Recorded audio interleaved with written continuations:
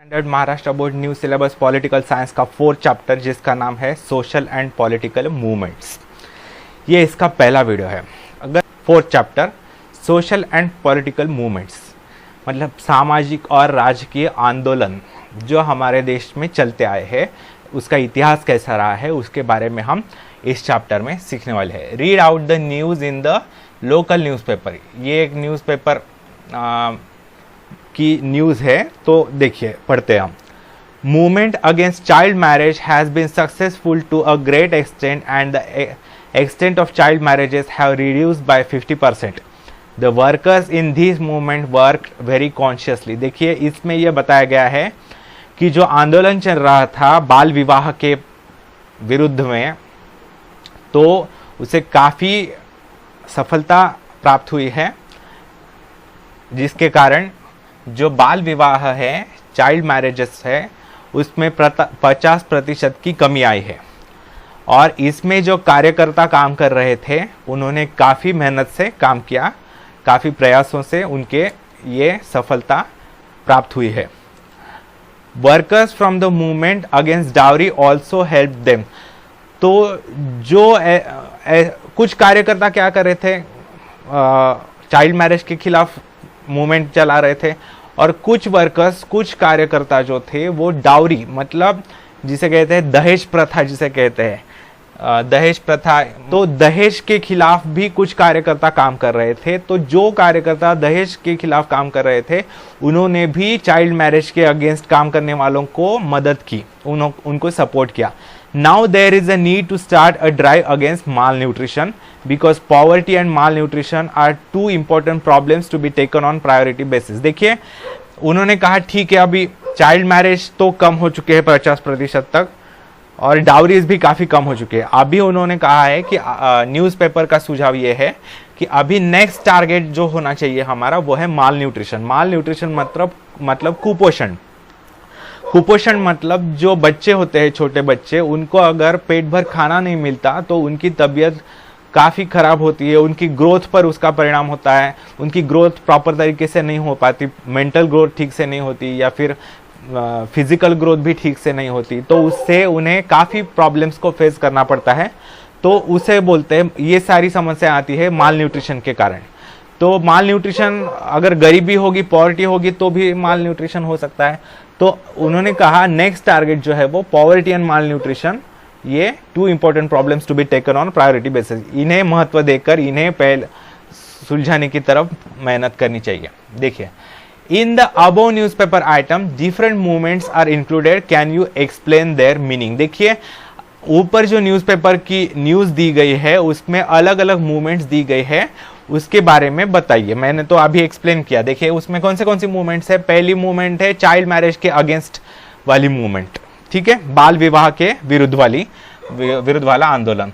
उसके बाद है डाउरी, एंटी डाउरी मूवमेंट मतलब दहेज के विरुद्ध आंदोलन। फिर नेक्स्ट है पॉवर्टी, गरीबी के विरुद्ध आंदोलन। फिर है माल न्यूट्रिशन, कुपोषण के विरुद्ध आंदोलन। ये 4 आंदोलन यहाँ पर बताए गए हैं। तो इसके मीनिंग मैंने अभी बताया आपको। चाइल्ड मैरिज, डाउरी वगैरह, इन सभी के मीनिंग मैंने बताया। This news deals with different subjects, are movements related to only one issue. देखिए ये जो न्यूज़ है अलग अलग विषयों पर ये न्यूज़ है, जैसे चाइल्ड मैरिज है, या डाउरी की समस्या है, या पॉवर्टी की है, या फिर माल न्यूट्रिशन की है। ये हमारे देश के अलग अलग समस्याओं पर इसमें न्यूज़ दी गई है। लेकिन ये जो मूवमेंट्स है, ये सारी मूवमेंट्स एक दूसरे से जुड़ी हुई है किसी ना किसी धागे से। जैसे देखिए चाइल्ड मैरिज कम होंगे और डाउरी कम होगी, तो देखिए डाउरी में भी समस्या आती है। जैसे लड़की के वधू के पिता को काफ़ी खर्चा करना पड़ता है। अगर उनके पास पैसे नहीं है, बाद में उनको, वो गरीब हो जाते तो उनके अपने बहू को खिलाने के लिए पैसे नहीं रहते, और अगर उनको अपने बच्चों को खिलाने के लिए पैसे नहीं रहेंगे तो पॉवर्टी आएगी और माल न्यूट्रिशन हो जाएगा, उनका कुपोषण हो जाएगा। तो ये सारी समस्याएं एक दूसरे से कहीं ना कहीं जुड़ी हुई है। If different movements cooperate with each other will they be more effective. अगर अलग अलग आंदोलन जो है एक दूसरे के साथ सहयोग करते हैं तो क्या उनका परिणाम ज़्यादा बेहतर होगा, ये पूछा गया है। मतलब देखिए, अगर ये डाउरी और चाइल्ड मैरिज वाले एक दूसरे के साथ सपोर्ट करके जॉइंट मूवमेंट बनाते हैं, उनकी कॉमन मूवमेंट बनाते हैं, तो उनकी ताकत बढ़ेगी और उनका वॉइस भी बढ़ेगा, उनकी आवाज़ ताकतवर होगी। इसके कारण उनके आंदोलन को ज़्यादा शक्ति मिलेगी। जी हाँ, मोर इफेक्टिव होगा। In the last chapter we got information about the national and regional parties. देखिए, पिछले चैप्टर में पॉलिटिकल साइंस के हमने नेशनल और रीजनल पार्टीज के बारे में देखा। Political parties compete for political power. देखिए, जो भी राजकीय पार्टियां होती है, पॉलिटिकल पार्टीज जो होती है, वो कंपटीशन करती है इलेक्शंस में पॉलिटिकल पावर, सत्ता प्राप्त करने के लिए। They win elections and try to resolve the problems of the common man. देखिए, फिर बाद में वो इलेक्शंस जीतते हैं, चुनाव जीतते हैं, और सत्ता में आने के बाद आम आदमी की समस्याओं को सॉल्व करने की वो कोशिश करते हैं। पॉलिटिकल पार्टीज जनरली एडॉप्ट अ कॉम्प्रहेंसिव पर्सपेक्टिव। देखिए, पॉलिटिकल पार्टीज का जो होता है, उन्हें तो सिर्फ एक समस्या पर ध्यान देकर नहीं चलता, सिर्फ उन्हें चाइल्ड मैरिज पर ध्यान देकर नहीं चलेगा, या सिर्फ उन्हें डाउरी समस्या पर ध्यान देकर नहीं चलेगा। उन्हें सभी समस्याओं पर ध्यान देना पड़ेगा, क्योंकि उन्हें सभी तरह के लोगों से वोट प्राप्त करने हैं। तो अगर सभी लोगों से वोट प्राप्त करने हैं, सभी सतह के लोगों से, तो उन्हें सभी सतह के लोगों के अलग अलग समस्याओं के बारे में भी सोचना पड़ेगा, उनकी दृष्टिकोण से भी सोचना पड़ेगा। इसलिए उन्हें अलग, मतलब वो डिटेल में सारी समस्याओं का अभ्यास करते हैं। They can not concentrate on just one particular issue. वो केवल एक विषय के बारे में या एक ही विषय पकड़कर वो इलेक्शन नहीं लड़ सकते। इससे उन्हें कुछ फायदा नहीं होगा। उन्हें समाज के सारे तबकों को जो भी समस्या है उससे उन्हें मतलब सॉल्व करने की कोशिश करनी पड़ती है। From public cleanliness to space research, they have to take into consideration all matters from national perspective and take decisions. देखिए, उन्हें छोटी सी छोटी बात, जैसे पब्लिक क्लीनलीनेस है, जैसे सार्वजनिक स्वच्छता है, जैसे गांव का स्वच्छता करना है, ये ऐसी छोटी सी बात से लेकर स्पेस रिसर्च, हमारे इसरो की पॉलिसीज क्या होनी चाहिए, इंडियन स्पेस रिसर्च ऑर्गेनाइजेशन, जैसे हमारे स्पेस में सैटेलाइट्स की कौन से भेजने हैं, चंद्रमा पर सैटेलाइट भेजने हैं, चंद्रमा पर यान भेजना है, चांद्रयान भेजना है, मंगलयान भेजना है, ये सभी इश्यूज पर उनके अपने अपने विचार होने आवश्यक होते हैं। ठीक है, पूरे राष्ट्रीय दृष्टिकोण से विचार करके उन्हें निर्णय लेने होते हैं। Political parties are expected to have a programme for the problems of all sections of the society. देखिए, जो राजकीय दल होते हैं उनसे ये अपेक्षा होती है कि उनके पास पूरा कार्यक्रम होना चाहिए समाज के सभी तबकों के लोगों की समस्याएं सॉल्व करने के लिए उनके पास प्रोग्राम होना चाहिए। Political parties adopt policies taking into consideration the interest of all. देखिए, राजकीय दल जो होते हैं वो सारे लोगों की समस्याएं, सभी तबकों की लोगों के मतलब हित का सोचकर वो अपनी नीतियां बनाते हैं, जैसे farmers, labourers, businessman, women, youth and senior citizen. जैसे किसानों का भी विचार करना पड़ता है उन्हें, फिर जो मजदूर होते हैं, लेबर्स, उनका भी विचार करना है, जो व्यापारी होते हैं, बड़े बिजनेसमैन, उनका भी विचार करना होता है, महिलाओं का भी, यंगस्टर्स, उनका भी विचार करना होता है, और जो सीनियर सिटीजन्स हैं उनका भी विचार करना पड़ता है। वाई मूवमेंट्स, तो आंदोलन क्यों करने चाहिए या क्यों करने पड़ते हैं। All the people in the society can not participate in political parties and contribute to social welfare. देखिए, देश के सभी लोग तो पॉलिटिकल पार्टीज ज्वाइन नहीं करते, क्योंकि उन्हें अपना अपना काम होता है, उन्हें अपनी नौकरी करनी होती है, जो भी अपनी रोजी रोटी है वो कमानी होती है, तो सारे लोग तो पॉलिटिक्स में नहीं जा सकते। ठीक है, some people focus on a particular issue and pursue it. तो कुछ लोग क्या करते हैं, एक पर्टिकुलर इशू पर ही, एक पर्टिकुलर समस्या पर ही कॉन्सेंट्रेट करते हैं और उसका ही पीछा करते हैं जब तक वो समस्या सॉल्व नहीं हो जाती। They organise people and try to pressurise the government to resolve that issue. तो वो ऐसे लोग जो होते हैं वो अपनी लीडरशिप के अंदर अपने लीडरशिप के अंडर वो लोगों को इकट्ठा करते हैं और सरकार के ऊपर दबाव बनाने की कोशिश करते हैं उस समस्या को सॉल्व करने के लिए।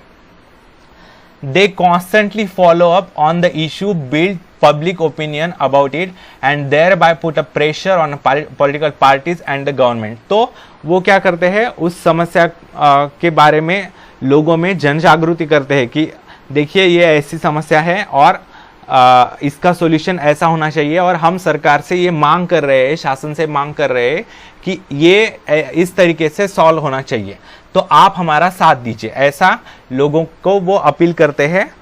तो ऐसे लोगों में जागृति फैलाकर वो लोगों का सपोर्ट प्राप्त करते हैं और जैसे जैसे उनको लोगों का सपोर्ट बढ़ता है वैसे वैसे पॉलिटिकल पार्टीज भी सपोर्ट करने लगती है और बाद में गवर्नमेंट पर प्रेशर भी आता है उनका सुनने के लिए, उनकी बात सुनने के लिए। This type of organise activity is called a movement. तो ये सब जो पूरा ऑर्गेनाइज एक्टिविटी है उसे बोलते हैं मूवमेंट, आंदोलन बोलते हैं। Organise activity is the essence of any movement. तो किसी भी मूवमेंट को चलाने के लिए, किसी भी आंदोलन को चलाने के लिए एक पर्टिकुलर कार्यक्रम के तहत चलना पड़ता है, ऑर्गेनाइज करके चलना पड़ता है अपने कार्यक्रम को। Such movements are very important in a democracy. देखिए किसी भी लोकतंत्र में ऐसे आंदोलनों का होना बहुत आवश्यक होता है। Different social problems come under discussion through these movements. तो देखिए ये जो आंदोलन होते हैं उनके अंडर अलग अलग सामाजिक समस्याएं जो होती है उसकी चर्चा की जाती है। The government then has to pay attention to such problems. जब ये आंदोलन ऐसे खड़े होते हैं तब सरकार को, शासन को इनकी तरफ ध्यान देना ही पड़ता है। Leaders and activist of the movement provide necessary information about those issues to the government. तो जो भी लीडर्स होते हैं, जो भी कार्यकर्ता होते हैं, जो भी नेता होते हैं इस आंदोलन के, वो क्या करते हैं, जो भी महत्वपूर्ण इंफॉर्मेशन है इन समस्याओं पर वो शासन को पहुंचाते हैं। This information is very useful for the government while making policies. तो जब शासन कोई निर्णय लेता है उस समस्या के बारे में, कोई नीति बनाता है, उसे कैसे सॉल्व करना है ऐसे डिसाइड करने लगता है, तो ये जो इंफॉर्मेशन दी गई है इन आंदोलकों द्वारा वो सरकार को काफी मददगार साबित होती है। Some movements aim at opposing a particular decision और पॉलिसी ऑफ द गवर्नमेंट। देखिए कुछ आंदोलन तो सरकार को कुछ करने के लिए मतलब उकसाने के लिए होते हैं, लेकिन कुछ आंदोलन जो होते हैं वो सरकार ने अगर कुछ निर्णय लिया है उससे विरोध करने के लिए भी होते हैं, मतलब उसका विरोध करने के लिए। अगर वो निर्णय लोक हित में नहीं है, किसी के हित में नहीं है, तो उसको अपोज करने के लिए भी कुछ आंदोलन चलाए जाते हैं। The right to protest is considered an important right in democracy. देखिए विरोध करने का अधिकार जो है वो लोकतंत्र में एक महत्वपूर्ण अधिकार है, वो सभी को है। हम सरकार के, शासन के या किसी के भी ओपिनियन का या उसकी नीति का हम विरोध कर सकते हैं, लेकिन however this right needs to be use patiently and responsibly. देखिए हम विरोध तो कर सकते हैं, लेकिन हमें ये जो विरोध करना है वो शांतिपूर्ण तरीके से करना है। हमें कोई दंगे नहीं करने। हमें अगर कोई शासन का निर्णय मान्य नहीं है तो उसे हमें दंगे नहीं करने हैं। जो हमारी सार्वजनिक संपत्ति है जैसे बसेस है, रेलवे है वगैरह, उसको जलाना नहीं है, कोई तोड़फोड़ नहीं करनी है। हमें शांतिपूर्ण तरीके से विरोध करना है। लोकतंत्र जो है वो, संविधान जो है, हमें शांतिपूर्ण विरोध करने की परमिशन देता है, ना कि दंगे करने की परमिशन देता है। ये हमें याद रखना चाहिए ठीक से। तो देखिए which movements in India are actively working for rehabilitation of the displaced and secure their livelihood. ऐसे कौन से आंदोलन है जो गरीब लोगों के लिए उनकी रोजी रोटी देने के लिए बनाए गए हैं, ऐसा प्रश्न है यहाँ पर। तो इसका एक उदाहरण है, देखिए नर्मदा बचाओ आंदोलन था जो सरदार सरोवर डैम है उसको बनाते समय, वो डैम बनाते समय कुछ लोग डिस्प्लेस हो चुके थे, कुछ गांव खाली करवाए गए थे, तो उनको फिर से घर दिलवाने के लिए ये आंदोलन किया गया था, नर्मदा बचाओ आंदोलन। नेक्स्ट है व्हाट इज अ मूवमेंट। आंदोलन अर्थात क्या? A movement is a collective action. देखिए मूवमेंट, कोई भी आंदोलन कोई भी अकेला नहीं करता व्यक्ति। जो कोई भी आंदोलन अगर करना है तो सब ने, बहुत से लोग मिलकर वो करते हैं। People's active participation is expected in the movement. लोगों का पूर्ण सहभाग उसमें अपेक्षित होता है, ठीक है, किसी भी आंदोलन में। A movement can be formed when people come together in the interest of a particular issue. For example, pollution can be a single issue for which a movement can be created. देखिए जो आंदोलन होता है, जो भी movement होता है, वो मतलब एक कोई इशू डिसाइड किया जाता है, कोई समस्या डिसाइड की जाती है और उसके ऊपर जो इंटरेस्टेड लोग हैं, जिनको इस इशू में इंटरेस्ट है, उस समस्या में इंटरेस्ट है, वो लोग उसे सपोर्ट देने आते हैं। जैसे पोल्यूशन एक बहुत बड़ी समस्या है, गंभीर समस्या है, तो पोल्यूशन, प्रदूषण, इस समस्या को सॉल्व करने के लिए सरकार पर अगर उसे दबाव बनाना है तो बहुत से लोग आ सकते हैं जिन्हें इसमें इंटरेस्ट है, रुचि है, और वो आंदोलन कर सकते हैं। A movement has a particular social objective और अ फोकस प्रॉब्लम। देखिए किसी भी आंदोलन का उद्देश्य होता है कोई एक पर्टिकुलर समस्या को सॉल्व करना, सामाजिक समस्या हो, राजकीय समस्या हो, या जो भी हो।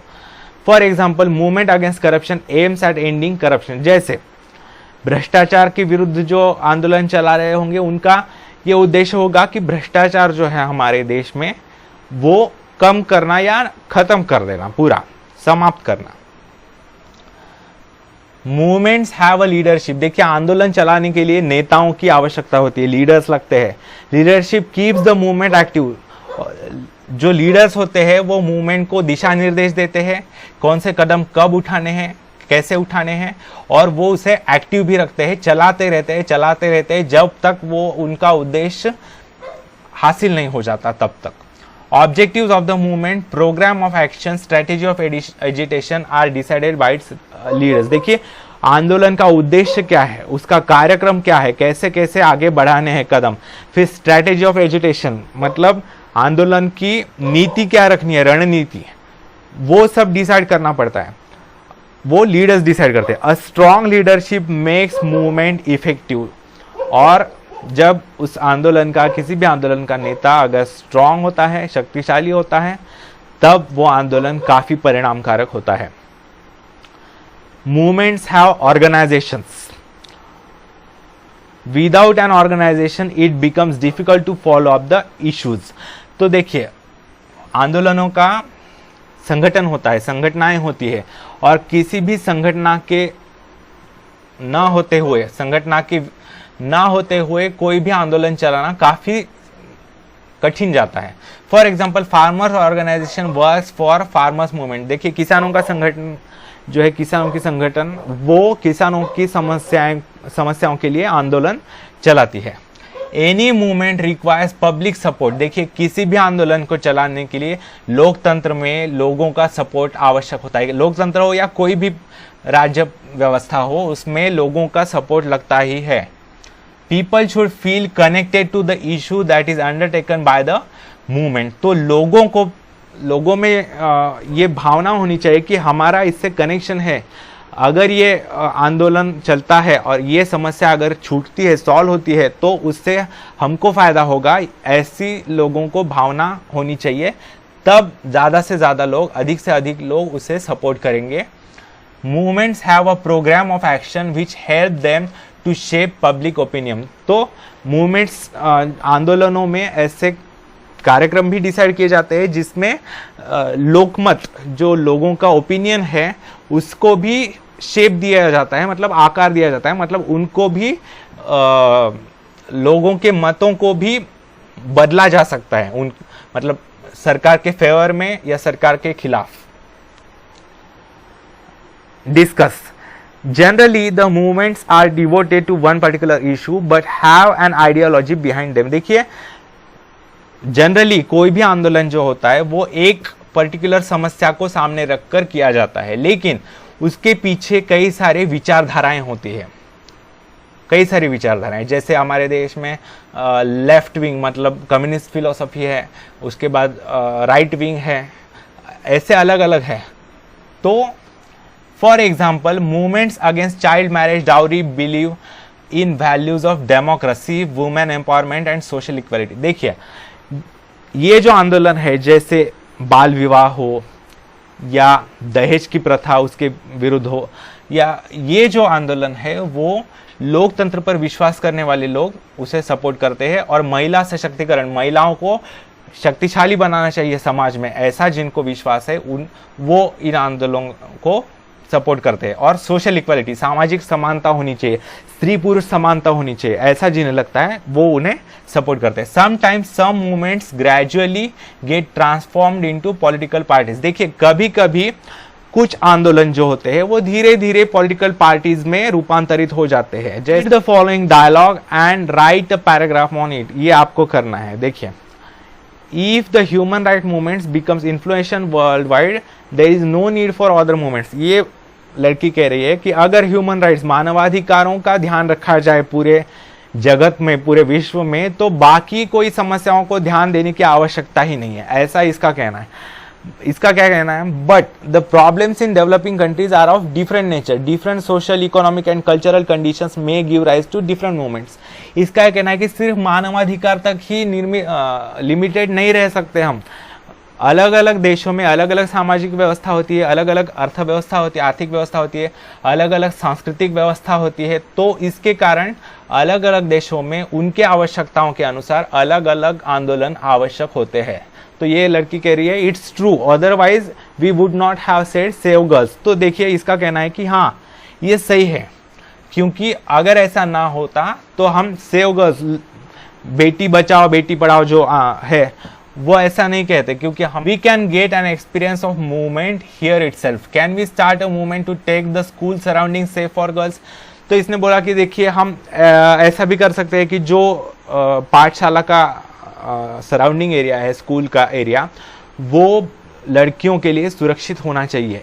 जैसे उन्हें शौचालय होना चाहिए, फिर उन्हें सेफ वॉचमैन होने चाहिए, और उन्हें फीमेल टीचर्स होने चाहिए उनके ऊपर ध्यान देने के लिए। तो ऐसे कदम उठाए जा सकते हैं, और ऐसे करने के लिए हम मूवमेंट, आंदोलन चला सकते हैं। Movements were suppressed during the British period. देखिए हम जब पारतंत्र में थे, ब्रिटिशों के काल में थे, उनका जब राज था भारत पर, तब ऐसे आंदोलनों को दबाया जाता था। शासन के विरुद्ध जो भी आंदोलन हुआ करता था सरकार के विरुद्ध, उसे दबाया जाता था या उसे कुचल दिया जाता था। जैसे जालियनवाला बाग हत्याकांड है, उसमें बहुत से लोगों, भारतीयों को मार दिया था। But in democratic system existence of movements is an indicator of healthy democratic system. देखिए लेकिन लोकतांत्रिक व्यवस्था में आंदोलनों का होना बहुत आवश्यक होता है, क्योंकि जिस लोकतांत्रिक व्यवस्था में, जिस लोकतांत्रिक देश में आंदोलन होते हैं, इसका मतलब ये होता है कि वो देश, उसका समाज ये एक जागरूक समाज है, ठीक है, और वहां पर लोकतंत्र की जड़ें बहुत मजबूत है, ऐसा अर्थ होता है।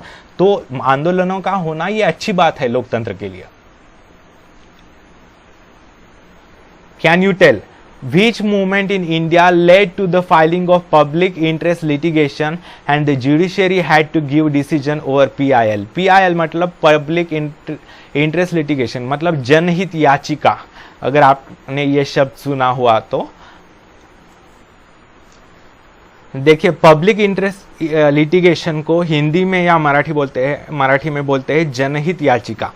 मतलब ऐसा होता है, जनहित याचिका मतलब ये होता है कि पहले ऐसा नियम था कि कोर्ट में, न्यायालय में अगर जाना है तो जिसे समस्या है, समस्या से जुड़े लोग ही सिर्फ न्यायालय में जा सकते थे। मतलब देखिए, अगर दो लोग है, दो व्यक्ति है, उनके बीच में झगड़ा चल रहा है किसी प्लॉट के मालिकी हक पर, अधिकार पर, तो वो दो ही लोग जा सकते हैं कोर्ट में, कोई थर्ड पर्सन नहीं जा सकता। ऐसा था, मतलब जो वो संबंधित लोग हैं, उससे जुड़े हुए लोग हैं, वही सिर्फ कोर्ट में जा सकते हैं, उसमें केस दाखिल कर सकते हैं। लेकिन बाद में ये नियम बनाया गया कि जब अगर कोई बड़ी समस्या है जिससे पूरे देश के ऊपर उसका प्रभाव हो सकता है, लोगों के ऊपर उसका प्रभाव हो सकता है, तो ऐसी व्यक्ति भी कोर्ट में याचिका दाखिल कर सकती है जिसका उससे कोई लेना देना नहीं है। वो लोगों के हित के लिए दाखिल कर रही है कोर्ट में याचिका, उसे बोलते हैं जनहित याचिका। ठीक है, तो ये बोलते हैं। तो देखिए, जनहित याचिका जो थी वो कैसे शुरू हुई हमारे देश में। पहली बार दिसंबर 1979 में कपिला हिंगोरानी नाम के एक व्यक्ति ने, जो बिहार में जो कैदी थे उनकी कंडीशन बहुत ख़राब थी और वो उनके ऊपर केस चल नहीं रही थी, फिर भी उन्हें बहुत सालों से कैद किया हुआ था। तो उन्होंने ये याचिका दाखिल की सुप्रीम कोर्ट में, सर्वोच्च न्यायालय में।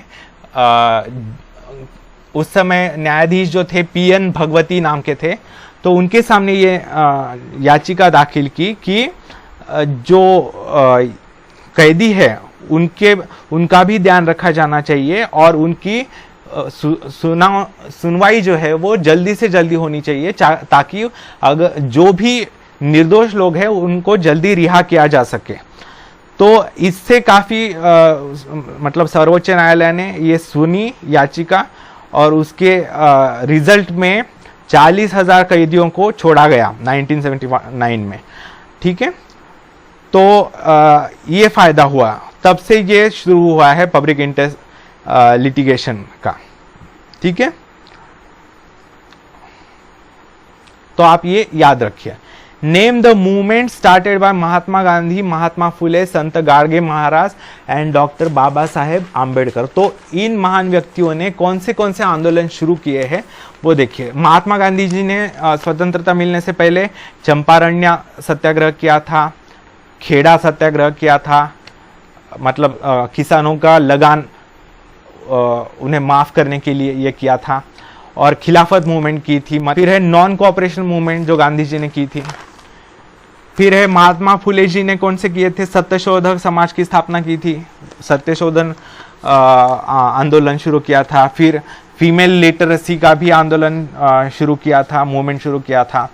संत गाडगे महाराज जी ने क्या किया था, क्लीनलीनेस, स्वच्छता संग्राम पर शुरू किया था। ठीक है, डॉक्टर बाबा साहेब आम्बेडकर जी ने दलितों का उत्थान किया था और कास्टिज्म कम करने की कोशिश की थी हमारे देश में। ठीक है, तो ये सारे आंदोलन इन लोगों ने किए थे।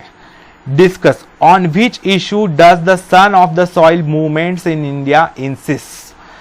Son of the soil movement मतलब भूमिपुत्र आंदोलन इसे कहते हैं। भूमिपुत्र आंदोलन किस बात को महत्व देती है ये पूछा गया है, तो इसका ये उत्तर है कि भूमिपुत्र आंदोलन, सन ऑफ द सॉइल मतलब जो लोकल लोग हैं।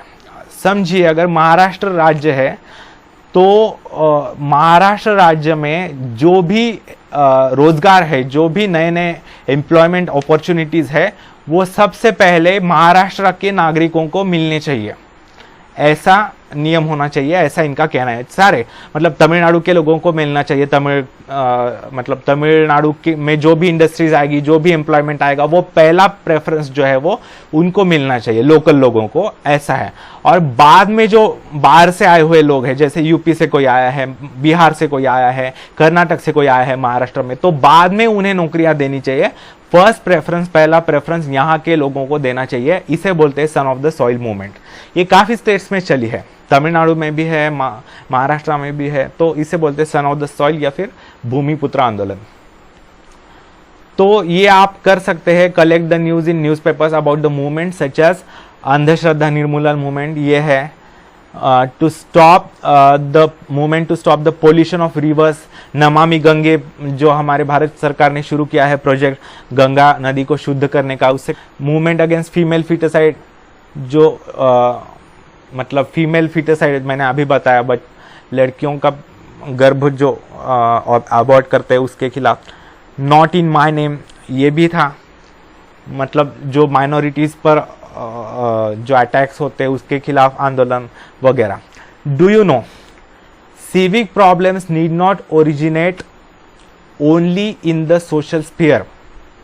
देखिए, जो नागरिक समस्याएं होती है वो सिर्फ समाज में ही आ सकती है ऐसा नहीं है। They can emerge from any section of the society, समाज के किसी भी तबके से वो आ सकते हैं। In India specially in Maharashtra many social reform movements way started and society started getting modernised. देखिए भारत में विशेषतः महाराष्ट्र में कई सारे सामाजिक आंदोलन शुरू हुए और इसके कारण महाराष्ट्र के लोग जो है पुरोगामी कहा जाता है महाराष्ट्र को, मतलब मॉडर्न स्टेट कहा जाता है महाराष्ट्र को, आधुनिक।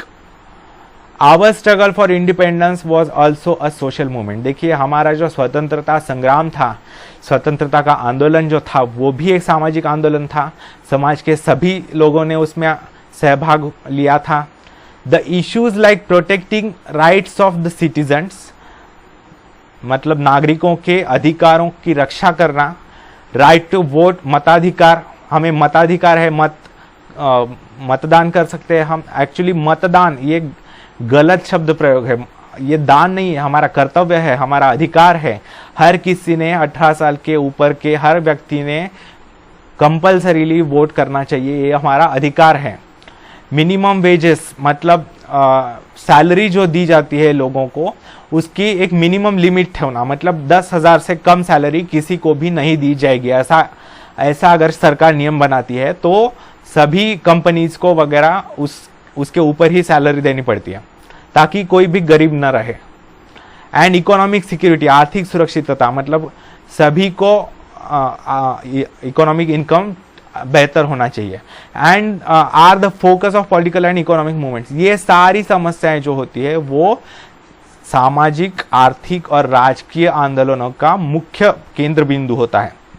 स्वदेशी movement is an important economic movement. देखिए स्वदेशी मूवमेंट ये गांधी जी ने शुरू की थी और ये आज भी उतने ही मायने रखती है। हमारे देश में जो वस्तुएं बनती है वही खरीदनी चाहिए, ये आज बहुत हमें याद रखना चाहिए, क्योंकि मेड इन चाइना ये प्रोडक्ट्स, हमारा चीन बहुत बड़ा दुश्मन है, शत्रु है हमारा। हमसे ही पैसे लेकर, हम जो मेड इन चाइना प्रोडक्ट्स लेते हैं वही पैसे लेकर वो हम पर हमारे विनाश करने पर तुला है। तो हमें पर्टिकुलरली मेड इन चाइना वस्तुएं नहीं खरीदनी है, ये याद रखिए। जहां तक हो सके आप मेड इन चाइना वस्तुएं ना ले, ठीक है। मोबाइल अगर लेना है, जो भी लेना है, तो जो भी चाइनीज कंपनीज नहीं है वह उनसे खरीदे, ठीक है। सस्ता है, थोड़ा महंगा पड़ेगा, लेकिन आपको देश के लिए ये करना पड़ेगा। देखिए सैनिक तो बॉर्डर पर अपनी जान देते हैं, तो आप मोबाइल के लिए 1-2 हज़ार ज़्यादा खर्च करना कोई बड़ी बात नहीं है, ठीक है। तो ये आपको याद रखना है, ठीक है। तो ठीक है दोस्तों, ये वीडियो यहीं तक।